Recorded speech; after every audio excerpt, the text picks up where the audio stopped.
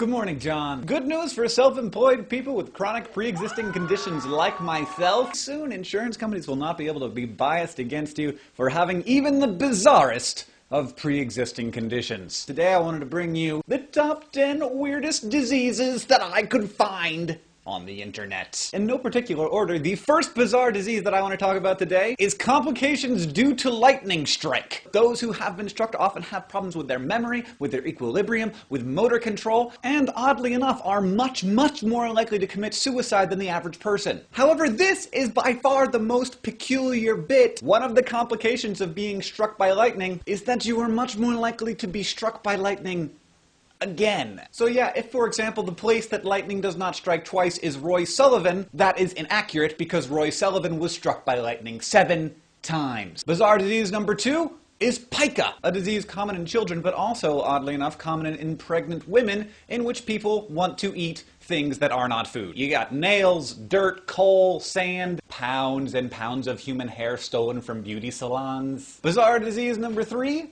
Nintendinitis. Nintendinitis is exactly what it sounds like. It's any repetitive stress injury caused by video gaming. Relatedly, jogger's nipple is a common disease in joggers in which their tight shirts rub against their nipples and then they create nipple fissures. Ah! Jogger's nipple. Just one more reason why I love to sit. Bizarre disease number 4. Odd skin coloration. Some people are black, some people are white, some people are all the way in between, but some people are blue or red. For example, if there's a lot of silver in your diet, say that you live in a place where there's tons of silver in the water, or you have silver-related pica, your skin will turn blue. Disease number 5, toxoplasma, is a parasite that lives in cat poop. The really strange thing is here that women with toxoplasmosis are statistically happier than women who do not have it, while men have more negative side effects to toxoplasmosis. And thus, it has been posited that toxoplasmosis is the reason why there are so many crazy old cat ladies and not so many crazy old cat men. Next bizarre disease, insensitivity to pain, might sound like a pretty good thing. You're certainly not gonna lose any fistfights. But people who suffer from congenital analgesia generally have very short lifespans because they don't know when they're being injured or when they're uncomfortable. Children with this disease sometimes bite through their lips or tongue and often cause severe damage to their eyes without even knowing it. Nutmeg psychosis is psychosis caused by nutmeg. Nutmeg, taken in significant enough quantities, can cause paranoia, hallucinations, feelings of impending doom. Now, we've all got body odor, there's no need to deny it and tell me that your armpits smell like flowers, but you probably don't have body odor like the people who suffer from triethylaminuria. Some people don't have the enzyme needed to break down triethylamine, and so triethylamine builds up in their bodies and you can smell it in their breath and their sweat and their pee. Unfortunately for them, triethylamine smells kind of like rotting fish, so that's what they smell like,